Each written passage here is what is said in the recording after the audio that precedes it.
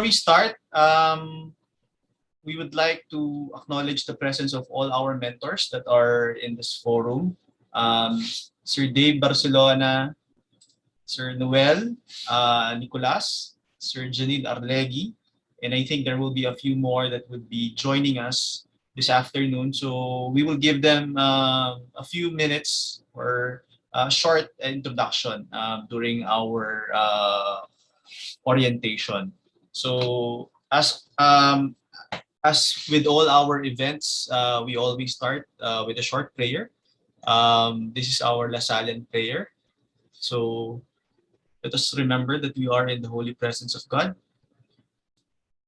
Father, Son, Holy Spirit. Amen. Lord, thank you for this opportunity to gather everyone, although it's only on Zoom. It's a great way for us to introduce to each other uh, the mentors, the program, and its mission and vision. We hope that the students that are attending would be able to understand and have more grasp on what directions the college would want to pursue. In this we pray. I will continue, oh my God, to do all my actions for the love of you. Saint John Baptist de la Salle, Pray for us. Saint Benilde Romanson, Pray for us. with Jesus in our hearts Forever. forever. So this prayer will be, I think, more familiar with you guys as you progress in our program. So darating yung time, hanapin niyo yung prayer na yan.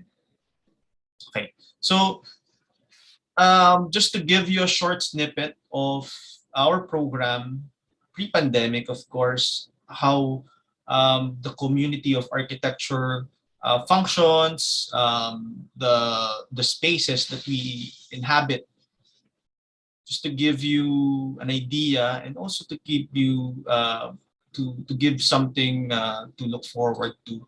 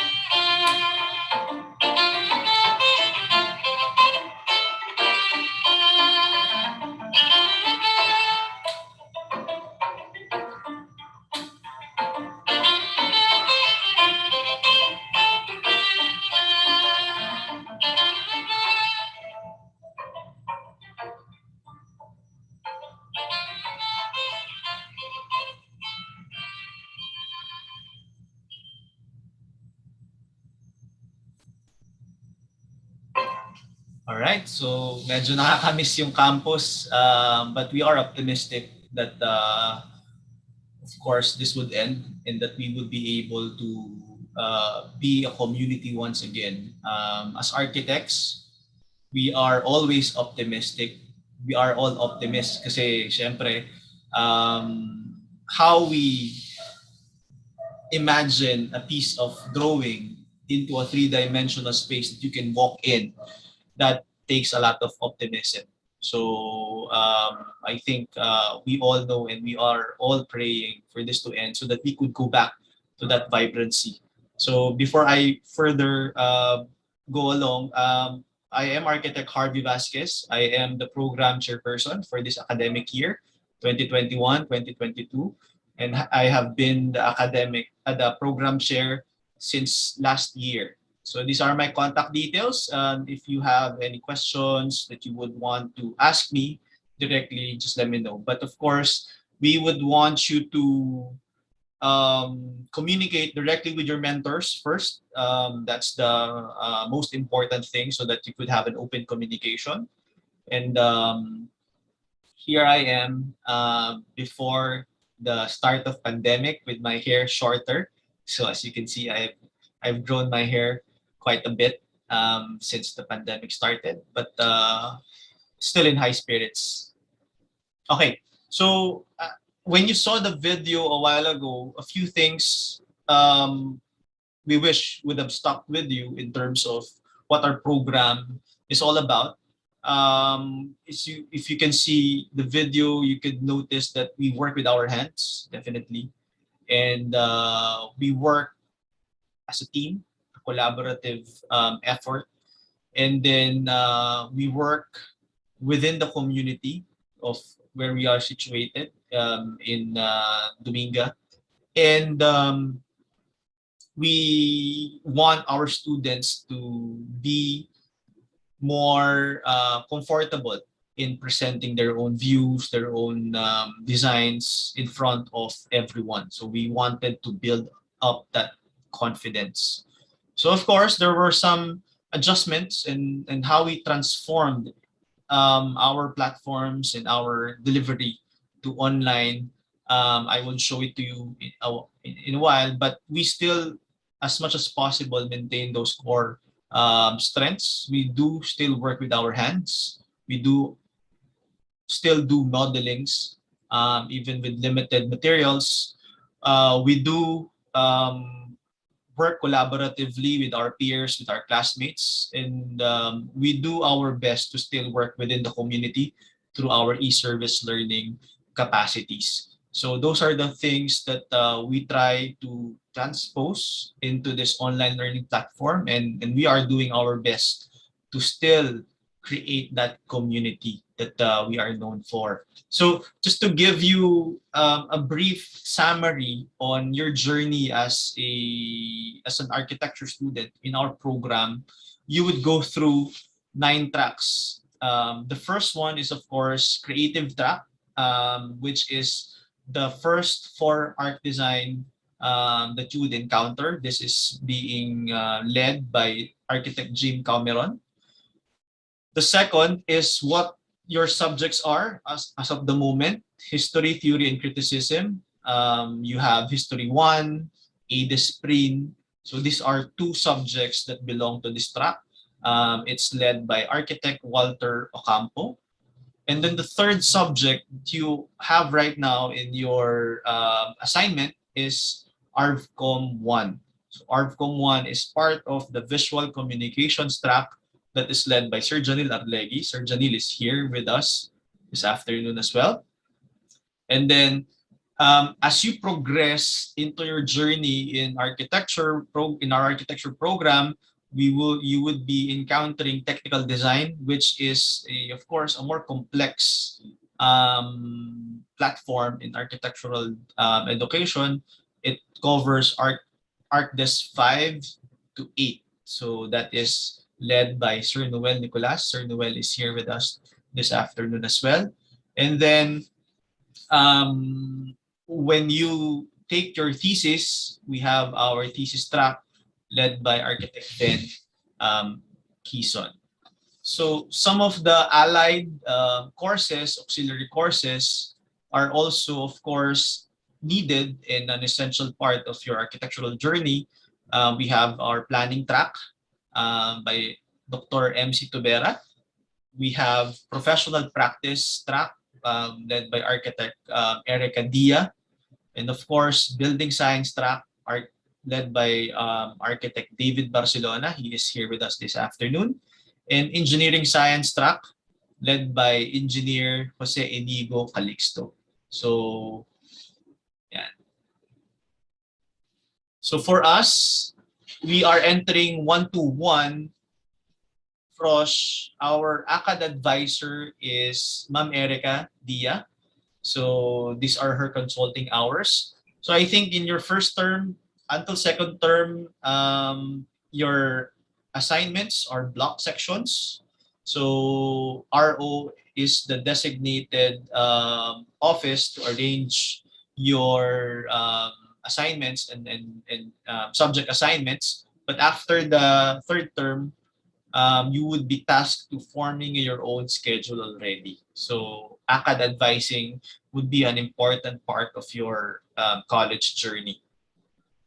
Okay, just a quick glimpse of your flowchart. I think you've all seen this. We are now here, first term. Of course, first term is always the most important term as it gives us an idea on what we are about to experience. And the subjects that are in the first term, ADISPRIN, History 1, and ARVCOM 1, are core competent subjects that, of course, would make you more interested in architecture. And if you can see from first term all the way to the term 13, it would take us 4 years in one term to finish the course. And we are always managing the load to make sure that it's not too high and that to make sure that it's manageable. So we made sure that the full load does not exceed 20. But of course, depending on your capability, a student can take until 24 units of load. But in our flow chart, we wanted to recommend that at least 20 or below 20 would be something that a student would be able to comfortably finish. So if you can see in the first term, we dedicated at least 16 units, 16 plus 3, the CSB Life, as your first load. So we made sure that it's manageable. So hopefully your first 2 weeks in the program, it's not, we cannot say it's a breeze to go through, but at least it's hopefully more manageable than we are expecting. A few important administration contacts and links. These are all available online. Frosh, Fact, and upper class students. And then we have pre-enrollment related concerns. So I know some of you had difficulty accessing our infonet, and some were actually directed in our spam folders. So some that were not able to get their infonet early were searching for it, but it's actually in our spam mail. So please make sure that you are registered in your infonet, because that would be the key for us to access our Big Sky platform, which is our online learning platform. So if you have scholarship concerns, you can email scholarship@benilde.edu.ph. And if you have registration concerns, registrar. For DTO assistance, to access your online IDs, to access your Adobe Creative Suite, yan, IT Help Desk would be the one that you need to contact. And then, of course, for special learning needs, just email cie@benilde.edu.ph. And then, of course, sorry, medyo maliit yung mga letters. We will have a bigger mamaya. Oh, sorry, for Big Sky concerns, if you have issues with your Big Sky, you can email edtech@benilde.edu.ph. And then LRC is our library resource center. So if you want to borrow online or if you want to access online collections, we do offer it. I think the borrowing of actual books is currently suspended because of the limitations of MECQ, but we are looking at bringing it back in the next few weeks, hopefully. And then we do have our own academic council for architecture, our official student academic council, SAGA. SAGA is helping us this afternoon in arranging this assembly. So you can follow them in Facebook. And then we also have Benilde Architecture FB group page. It's a private page for all our students. There are prompts in accepting members. I'm actually the one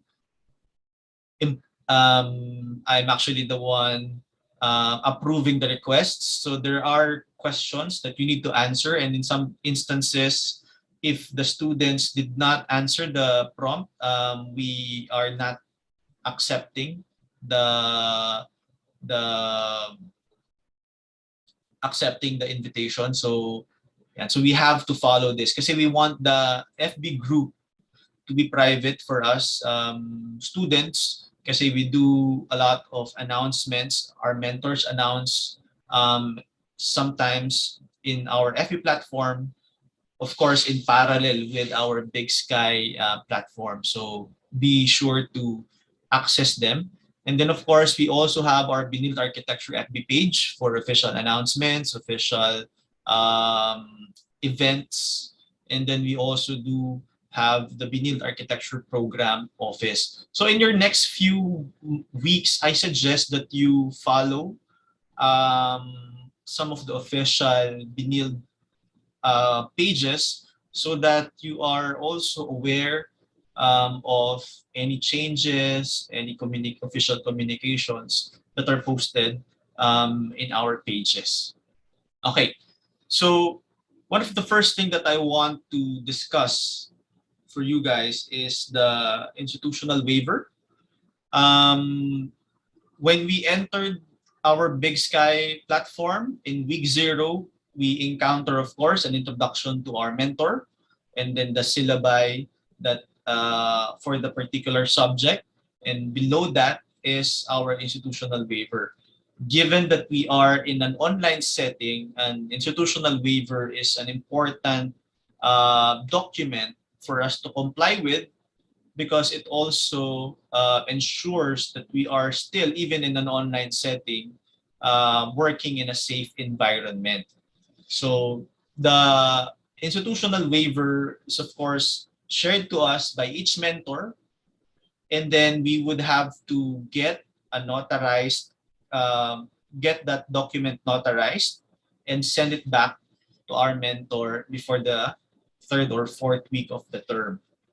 So just to show you, so for the waiver, you just have to put your name, and then the key is, so that you don't have to actually fill up waivers for each section, is to indicate in the course code all your subjects and sections para isang waiver na lang. So you can actually do that. And then indicate that it's now first term. Diba? So it's your name, and then write all your course codes. So ADISPRIN, and then your section, HIST R1, and then section, ARVCOM 1, and then section, and then if you have the PE, CSB Life, it's important to indicate the section, the subject, and the section itself, and then put that in a open and close parenthesis. So this makes your waiver valid for the whole term and valid for all the course code that you have in your SER. Okay, so this is something that we should remember, huh?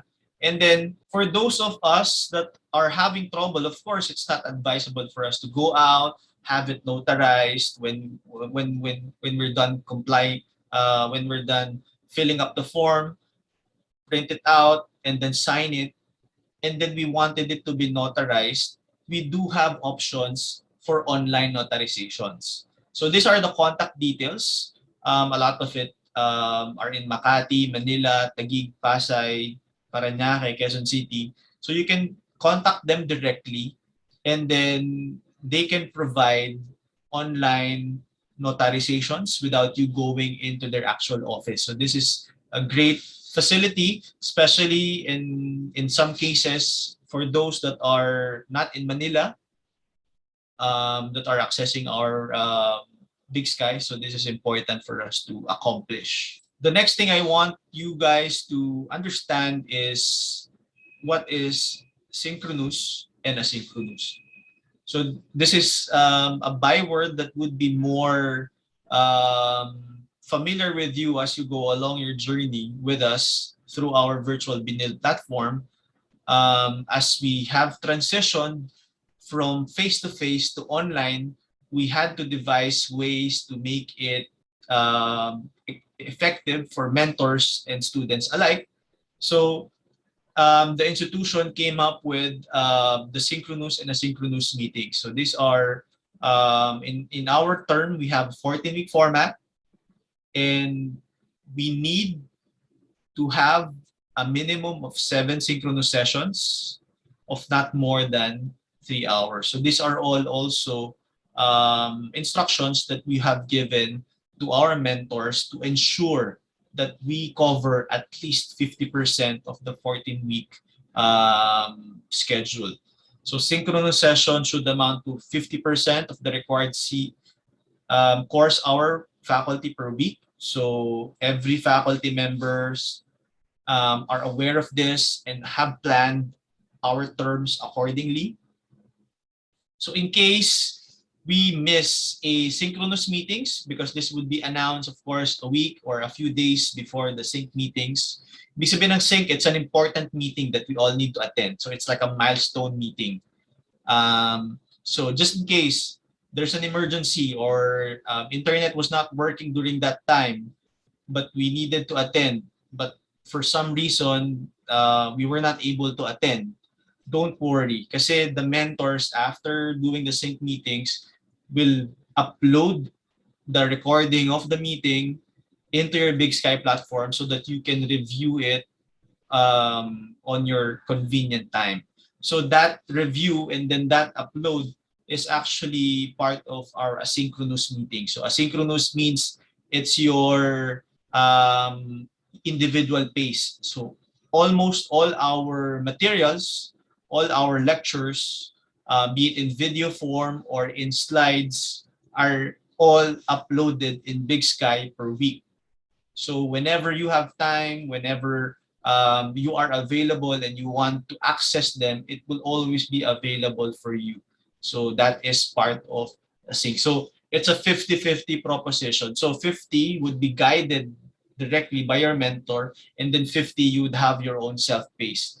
And in some cases, in technical courses like design and professional courses, we do also have individual consultations, which is part of our asynchronous meetings. So in some cases, this is also a definition of an asynchronous meetings wherein the mentor will not need to meet the whole class, but will schedule a individual consultations with each students.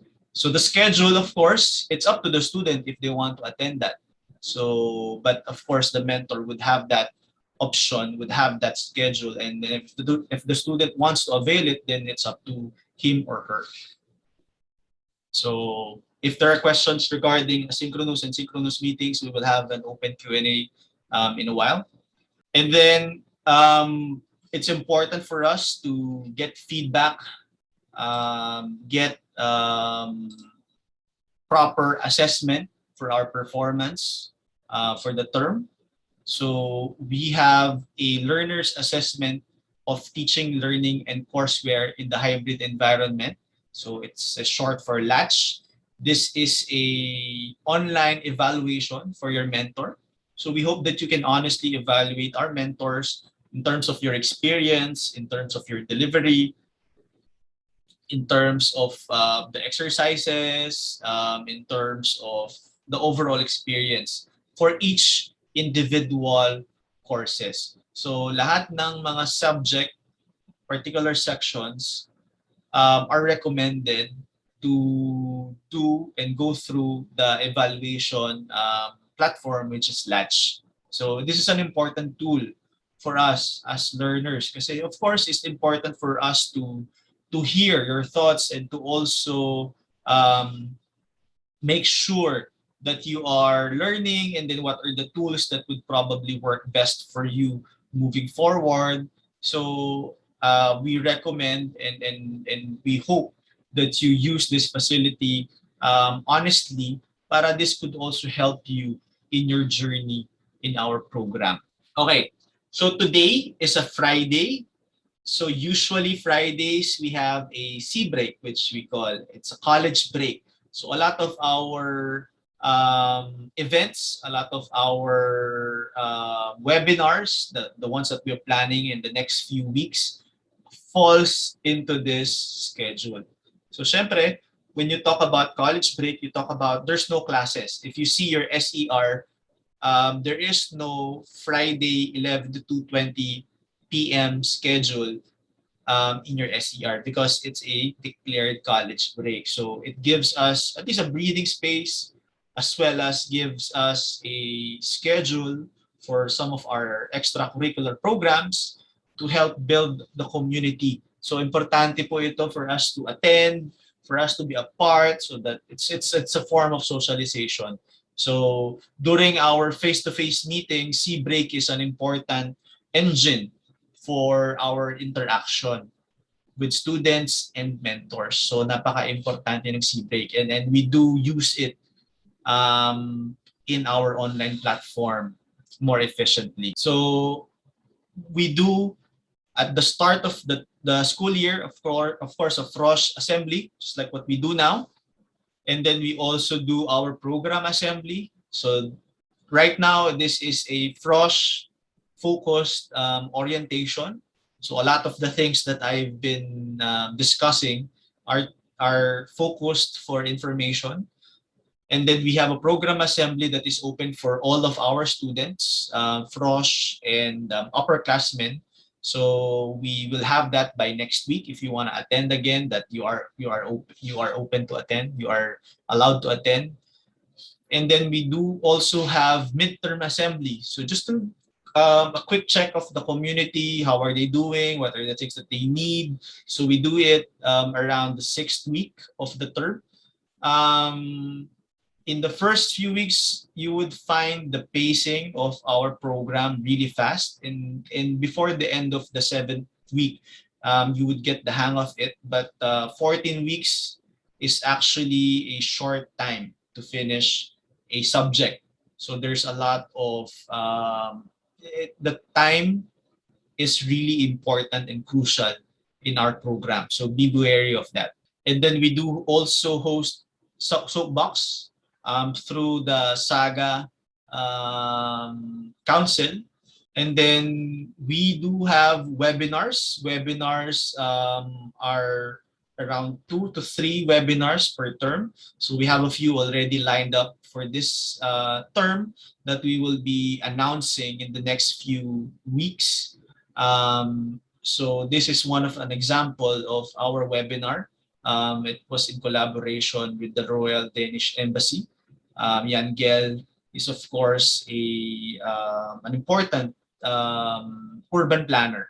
So this is one of the advantages for online term is that we are able to host international speakers without having them fly in to our campus. Although we always did that during the face-to-face, but the immediacy of online platforms like Zoom allowed us for this cross collaboration. So webinars are important and in part of our way to enrich your college experience. So make sure to um, make sure to attend and be a part of those webinars.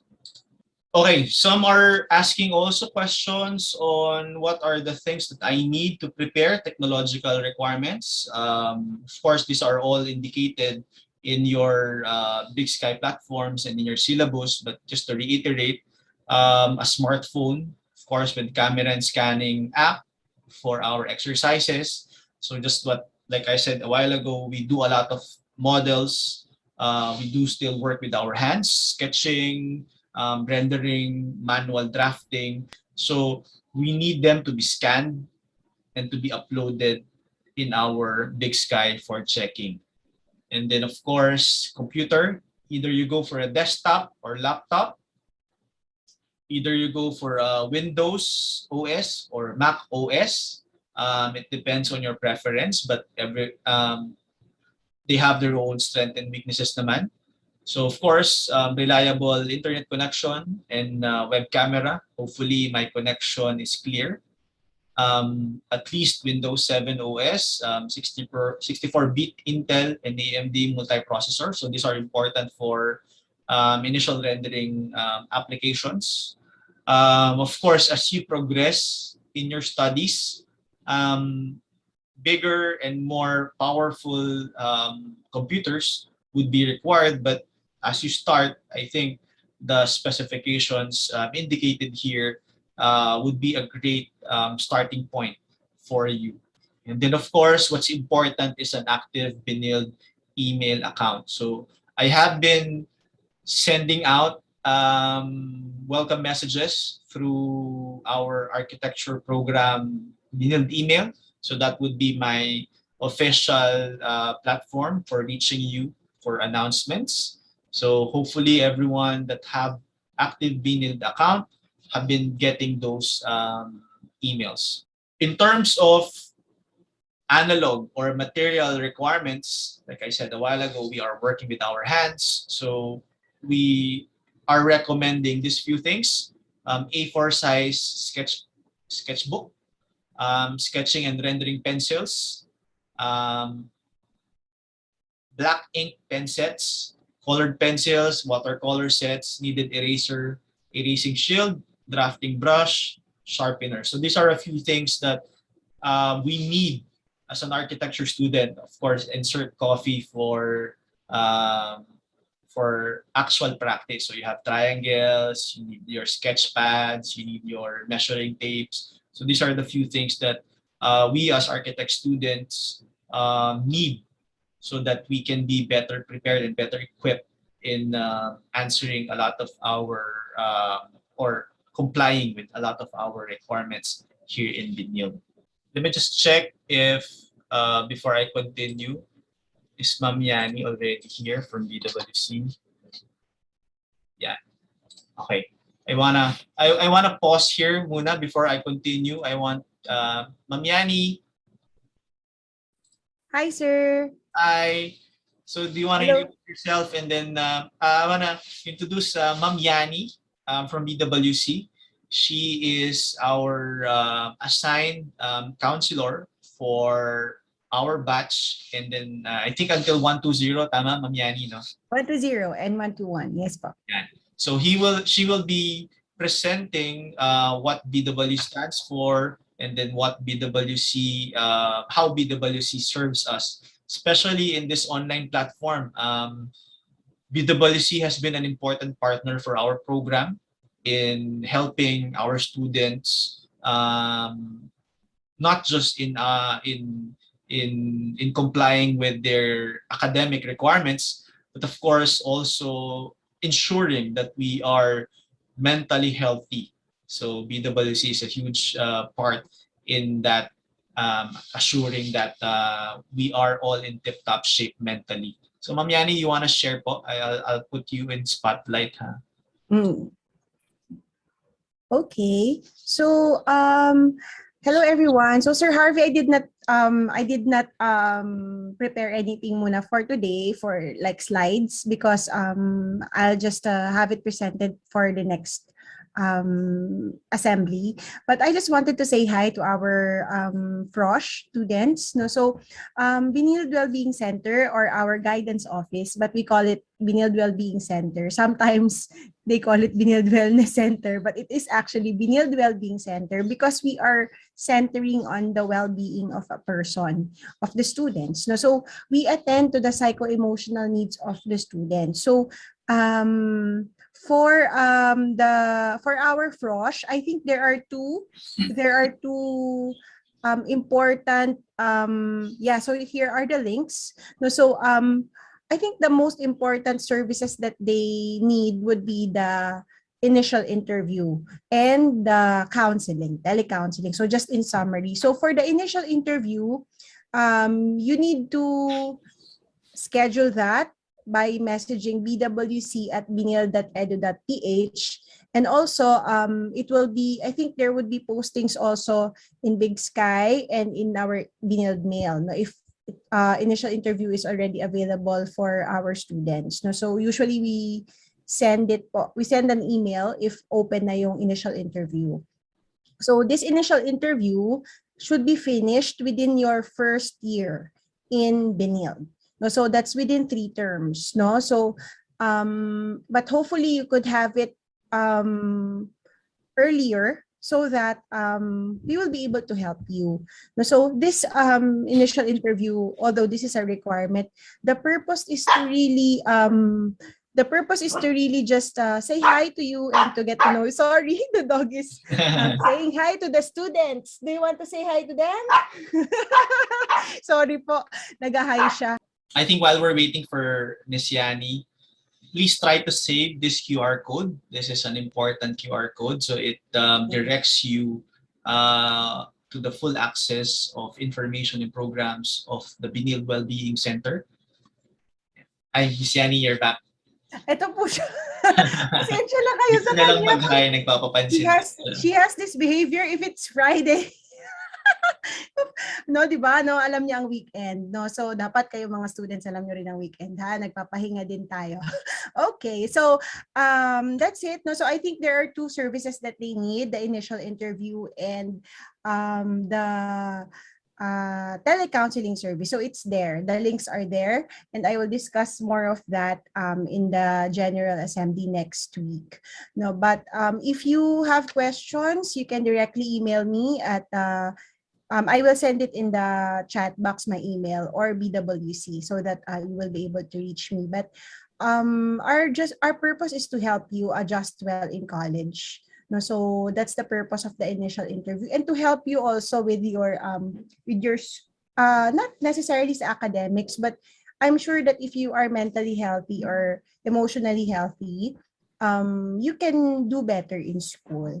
No, so sa tingin ko gusto nga niyang ma-meet ang mga students kasi tumahimik siya, sir. So say hi to your ates and kuyas. Tinan mo, tumawa na po siya. Hello po. Thank you po, Sir Harvey. All right, thank you, Ms. Yani.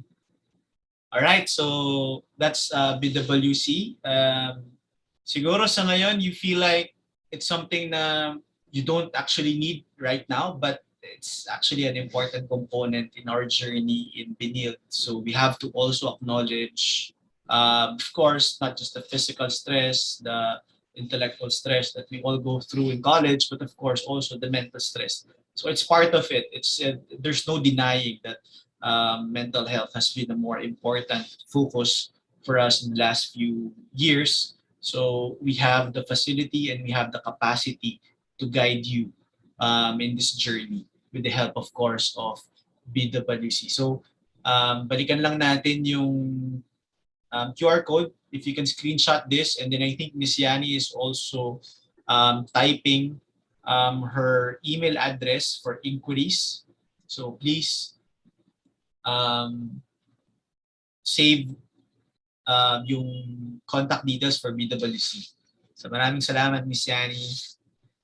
Okay, so let's go back.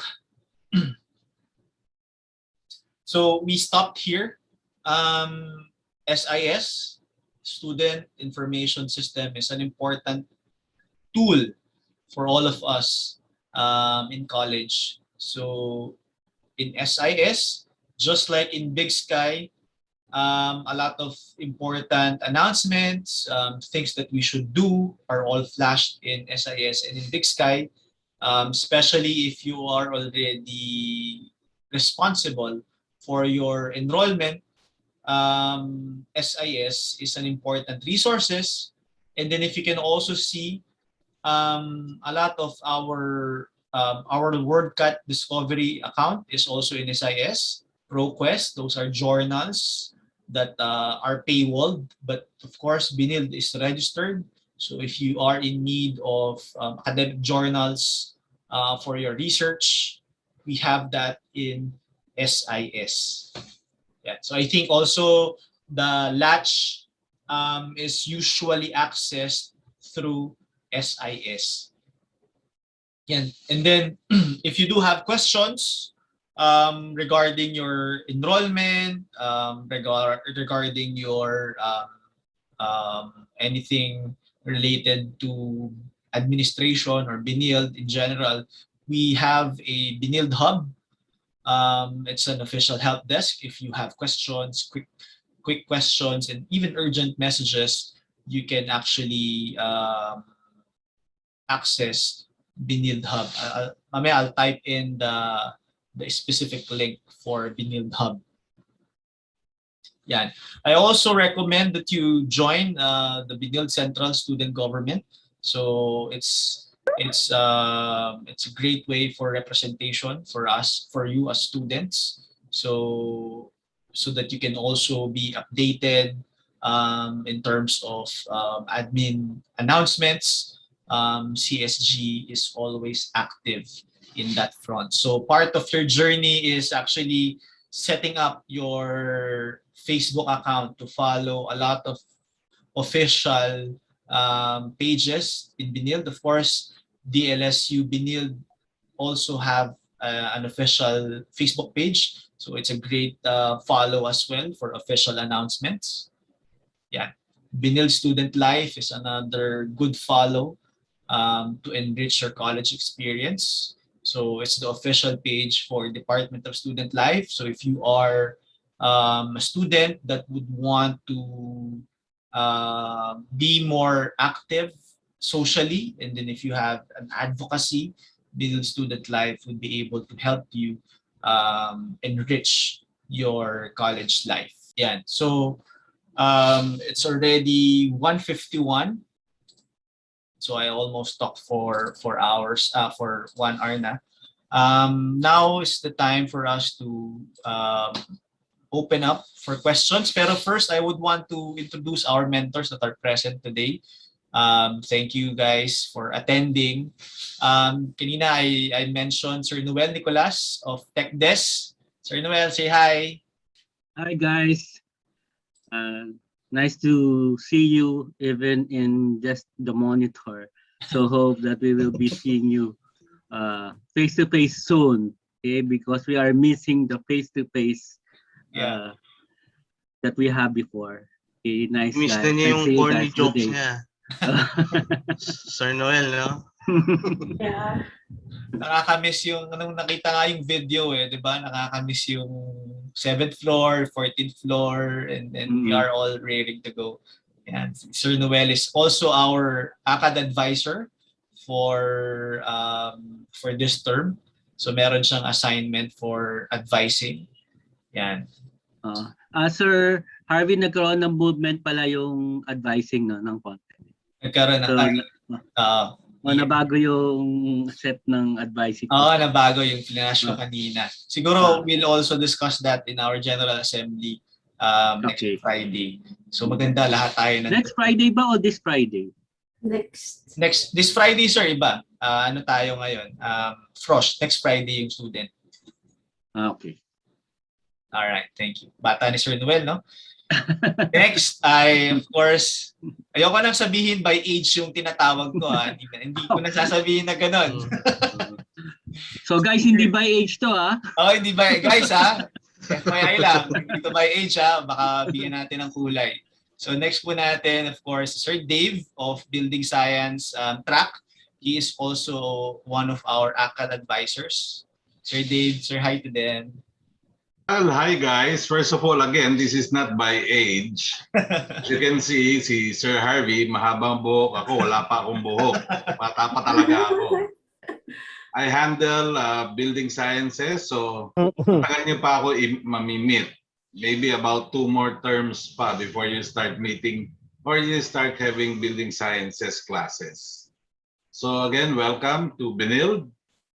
And I hope you find this trip very exciting for you guys. All right. Thank you, Sir Dave.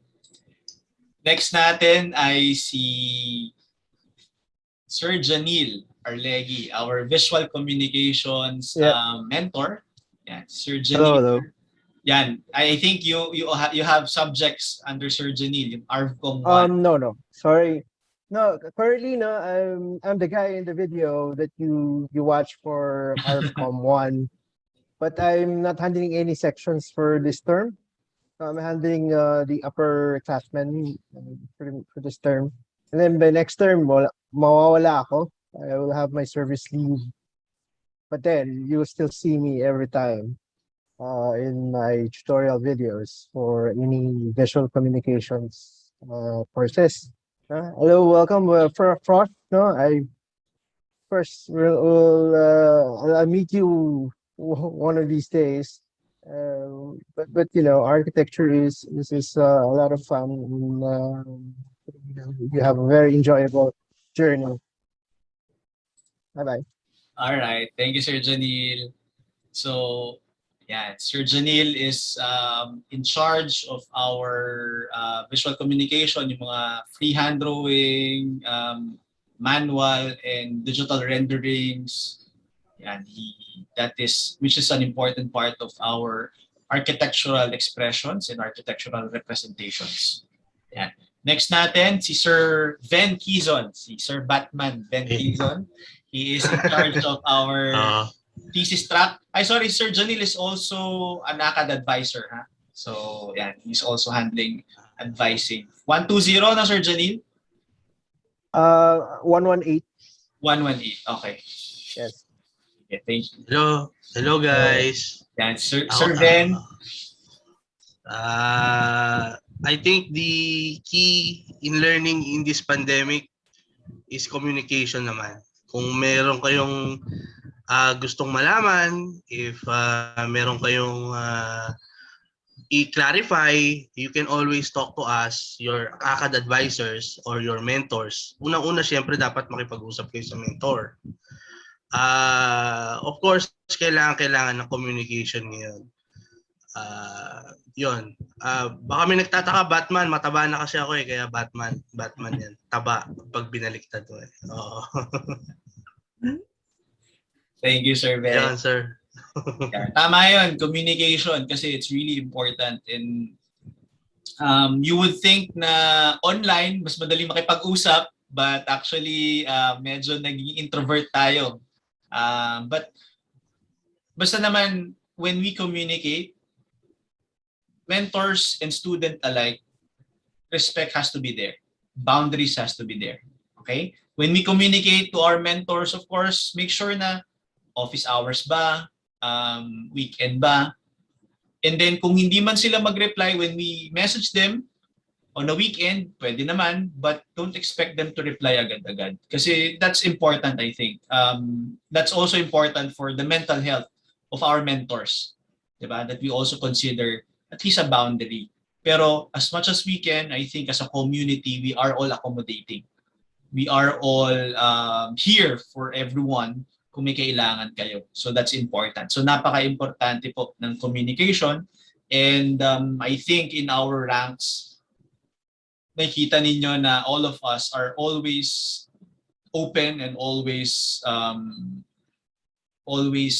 waiting for your questions. So huwag po tayong mahiya. Okay. So lastly, si Ma'am Erica, she is our professional track coordinator. And she is also the ACAD advisor for this batch, 121. Sa ngayon, medyo madami kayo. So we are expecting naman na hindi ganun dami yung mga queries natin. So kaya pa ng isang tao lang. but I think as we progress, we might be splitting the batch into 2 ACAD advisors kasi we try to limit advising to at least 150 ACAD advisor, one advisor per 150 student. Para rin, syempre, just to give you a quick preamble on what ACAD advising is, ACAD advisors are important for us to, for queries, for example, they make sure that you are taking the proper subject in the proper sequence. They also ensure that you are guided when you sometimes miss or you have an important or urgent matter to solve through RO. They are also our guide. Pero gaya nga ng sabi natin, may schedule sila, and then they also have boundaries kasi if you can imagine 150 students that we are dealing in one ACAD advisor. So that's quite a big number. So we also have to manage it properly. So yan. Say hi, Miss Erica. Good afternoon, guys. Welcome to Benilde. I hope you enjoy your stay. I'm sure you'll learn a lot from the mentors. And if you need to anything or wag lang pera ha. Ayan. Madali naman kaming lahat kausapin. Wag lang money matters tsaka love life. Right? Sige, yun lang, sir. Alright, thank you. Malas natin online, si Ma'am Erica mahilig magdala ng food yan. Yeah. Nadala ng ice cream yan sa klase, so sayang. Pag malapit na tayo siguro. And I think lastly, we have Sir Walter Ocampo of HTC, History, Theory, and Criticism. Sir Walter, he's also Hi. our ACAD advisor. Sorry, nasa garden ako eh. Tsaka tumawag kasi yung student ko sa thesis, nagpapakonsult bigla eh. So anyway, welcome freshmen. This is an exciting year. Kahit pandemic, everything is online. It won't hinder us from learning what architecture is. Napaka-amazing ng architecture as a course. It will change your life, your adult lives. Yon. Just trust your mentors, just trust the school, the system, everything will be fine. Yun lang, Sir Harvey. Thank you, Sir Walter. Maraming salamat. Thank you very much.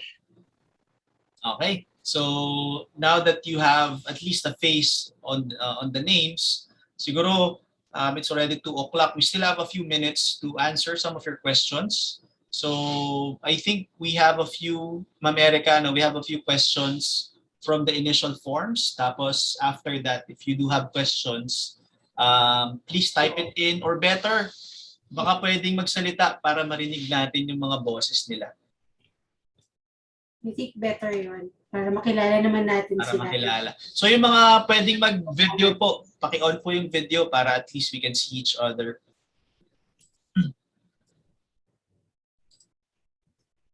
Bawal pa naman mahiyain sa RT, no? Oo, dapat pag Arky hindi mahiyain kasi kailangan ano tayo, Makapalang mukha. kailangan meron tayong assertive Confident lang tayo. naman. Confident lang, Sir Jay. Confident. Sige, confident na lang. Sige. Confident. Kasi we're not just selling our design, we're also selling ourselves in terms of our capabilities. So kailangan tayo, may kumpiyansa tayo.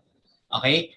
Ma'am Erica, ano yung first question natin na Meron ba walang binigay sa chat natin, meron tayong question. Sorry, baka nag-on ng Facebook.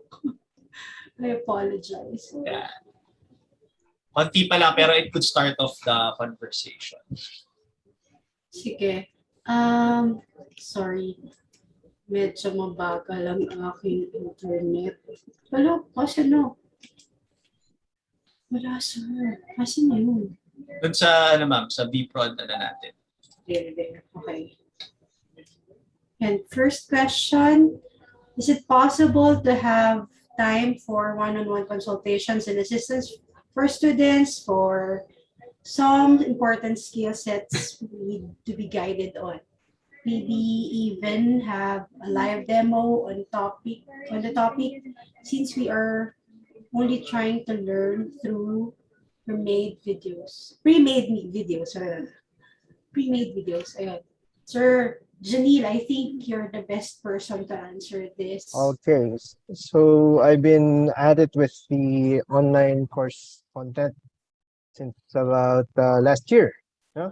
So I've conceptualized every type of tutorials and demonstrations for drawing, for example, drafting, equipment that you need, how to do them, and what's the thinking behind that, the philosophies of drawing. Um, I thought of it, and that for example, in RFCOM 1, design every module with all the demonstrations that are needed and the explanation. So not to worry, it's complete, the most basic even. And then if you need any more tutorials, I've been developing my channel for the last 2 years, 3 years on matters of drawing for architecture. So there's even advanced stuff that are already there in my channel.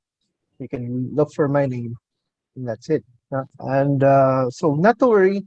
Actually, I finished all the. I could say I had finished all the content tutorials for all the art from 1 to 5. Plus, also my colleagues have done so with the electronic 3D. So, but then I'm still continuing with the lessons, extra videos, extra explanations in the future. So you could always have a look at the my YouTube as part of the tutorial for our BenArch program. That's it. Right. Thank you, Sir Janelle. Yun. In short, guys, follow him on YouTube. Like and follow. I'll post this link. Heart. Ayan. Yun daw. Okay. Just to give, just to add doon sa sinabi ni Sir Janelle, for the one-on-one consultation, it's actually part of our asynchronous process. We are, of course, recommended to have one-on-one consultations for each student that is spread over the weeks. So if you need specific one-on-one training, you can approach your mentor separately. Of course, hindi yan part, but that could be arranged naman. So, of course, sabi nga ni Sir Janelle, demonstrations, lectures, of course, are important, and that is part of the synchronous meetings. So doon nagdi-discuss ang mentors, and then some of them even do demos, live demos, and live lectures. They are all in the synchronous meeting. So yun yung dynamics natin. So if you need one-on-one consultations on top of the synchronous meetings, nandoon siya sa async meetings. So just communicate, email, or message our mentors. We can always find an avenue for you. All right. Thanks, Sir Harvey. Next question. Is it possible to have clearer schedules? What do you mean by this, Mr.? If you mean by per subject, when you actually look at your syllabus, we have a per week or per session schedule, and in some cases, some of our mentors also designate their own calendar. If you mean institutional calendars, SIS is also a resource for the calendar. So it's important that you visit yung SIS. And also, yung mga sinabi ko kanina na kailangan nyo siguro or recommended that you follow yung CSG, the official Benilde page can also help you in terms of official announcements, yan, and then official calendars din. Yan. I hope that answers your question. Next is, what makes Benilde Architecture unique or better than the other architecture schools? Big question. Sige. Siguro, meron pa kasi akong hindi na nilagay, pero I think I can quickly go through. Yan. So, these are our program milestones before the pandemic.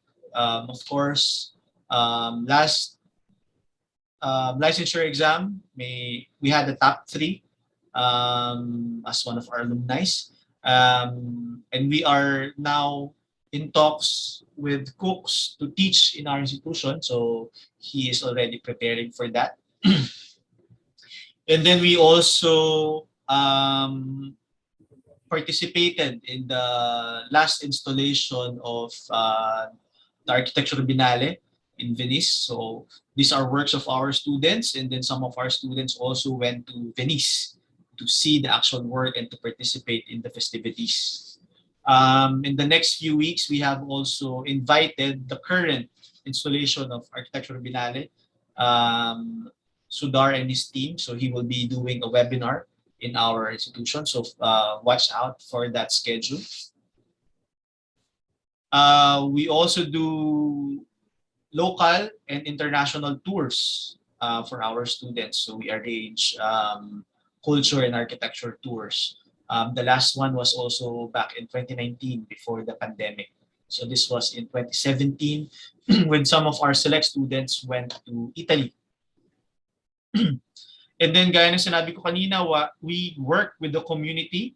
So these are projects that were installed in the actual community just outside Benilde, at the back of Benilde building, at the SDA building. So this is our Estero Pavilion, which we did in collaboration with the IAC Institute for Advanced Architecture at Catalonia. It's a Barcelona-based school. So it's part of their global summer school. So we have participated in that program for 2 years, and we are hoping to participate again when we go back to face-to-face platform. Yeah. So, Okay, next question, sir. Yep. Are shifties also accepted for the assembly? I think. our shifties, yeah, definitely accepted naman. And I think in some cases last term we did have shifties ng Frosh in our second term.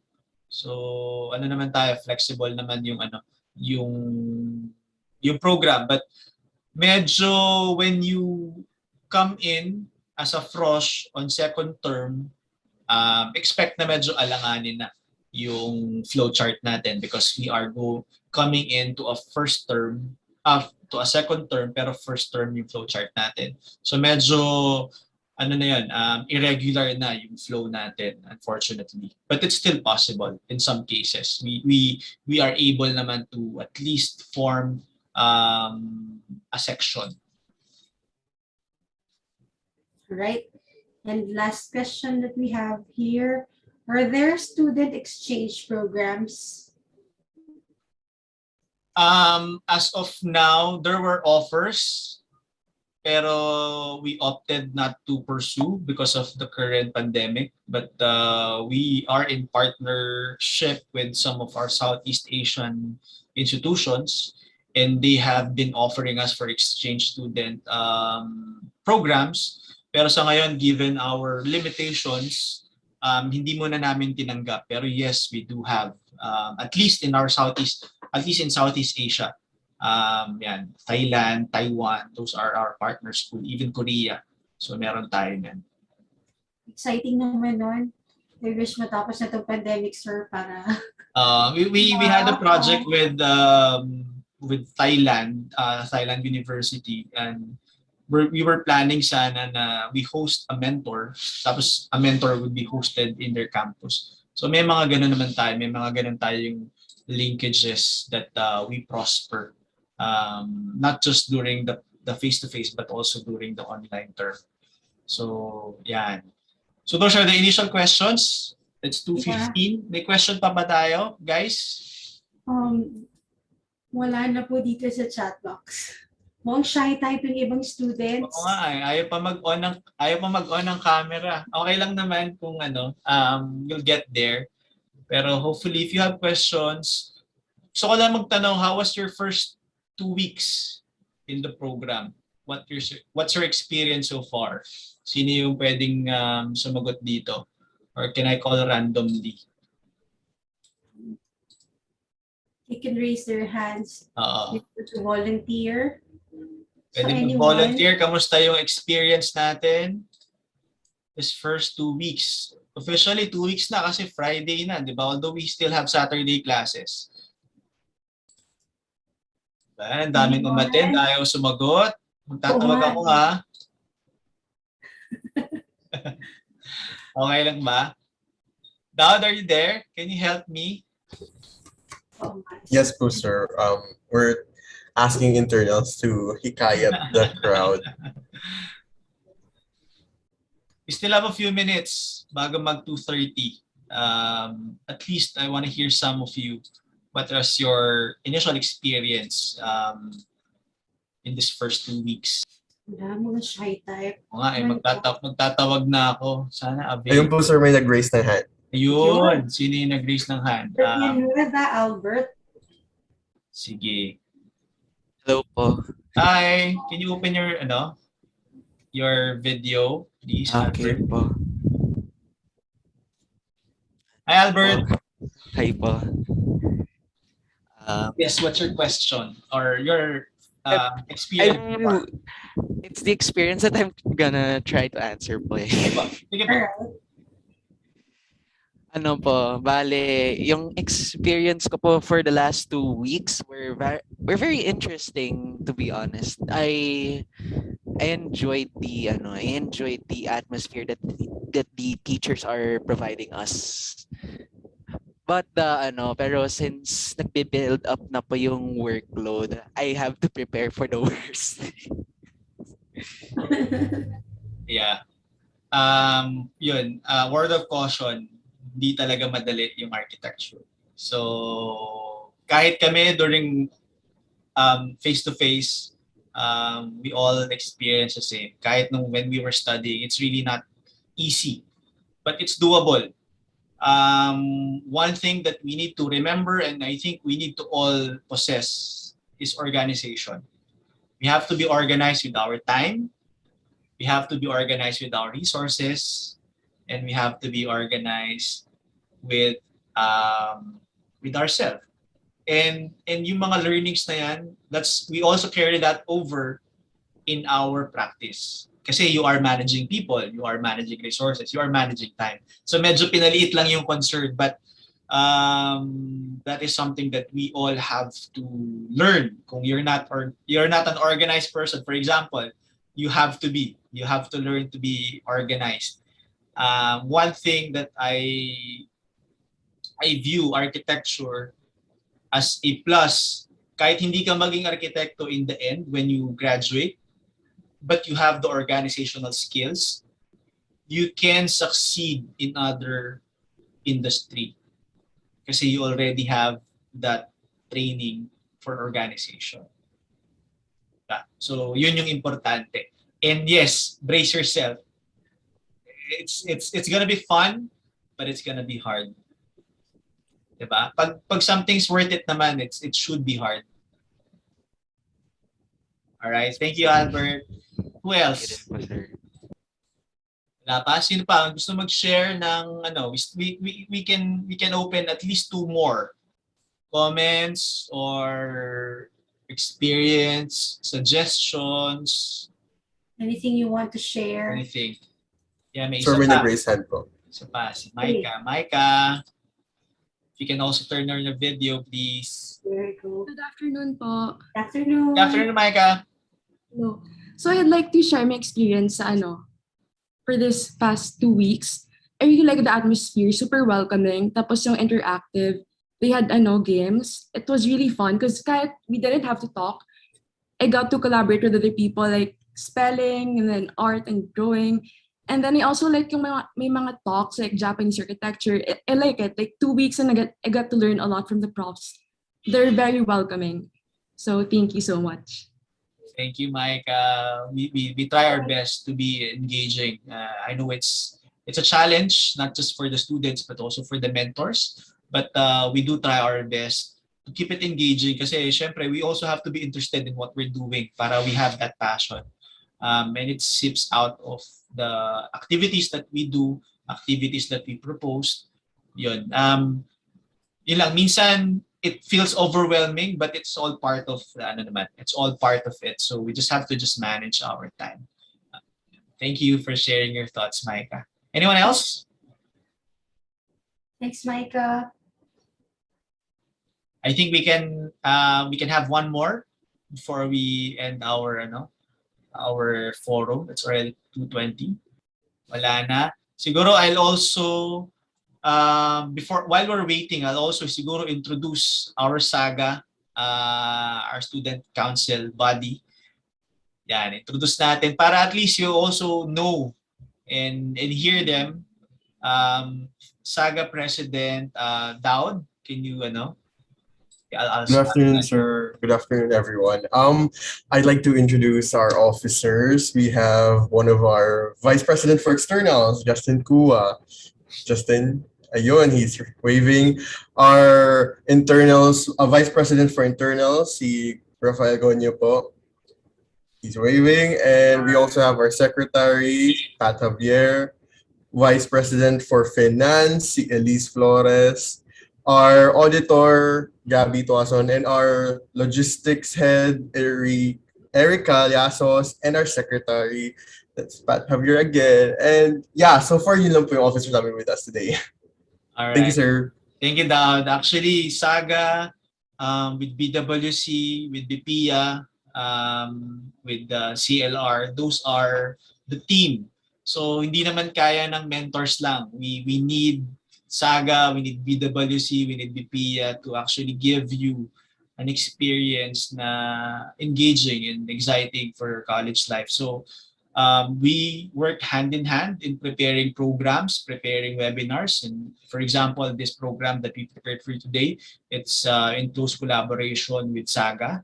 So thank you guys. And they also have their own programs and platforms so that they would be releasing in the next few days. So, part of the college experience, para makompleto yung college experience natin, we urge you, recommend you to join SAGA. Napaka-helpful na mga yan. And in some cases, if you need something, reach out to them and then they can make arrangements. Yan. So, sana maging part kayo ng community ng SAGA. Yan, kita naman natin, kumakaway sila. So, thank you guys for helping out and this is an exciting term for all of us. So sana maging okay. And before we leave, can we turn on our videos for our documentation purposes lang? We want to take a group picture. Doon sa mga pwede mag-open, please do.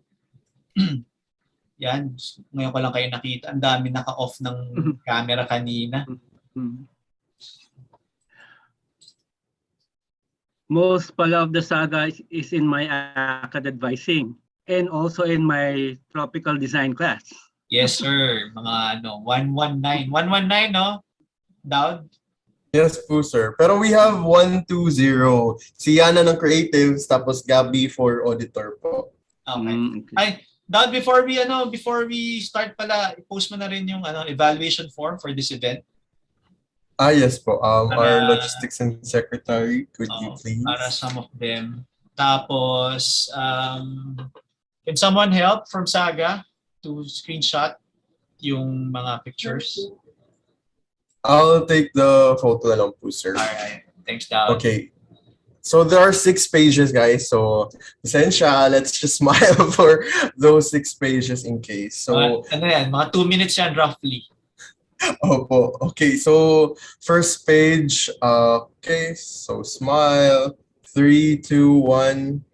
Okay. Okay po, sir. Thank you. All right, thank you. Before you guys leave, please answer the evaluation form. Evaluation for this particular event. Sana may mga you picked up some important information, and then yun, at least we were able hopefully to share yung community natin for just an hour.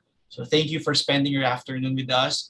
Hopefully, when we announce our webinars, some of you would participate. So please answer our evaluation form. So dun sa mga nakapag-evaluate na and you need something to do, you can exit na. Maraming salamat. Thank you, everyone. Nice to meet you. Bye, guys.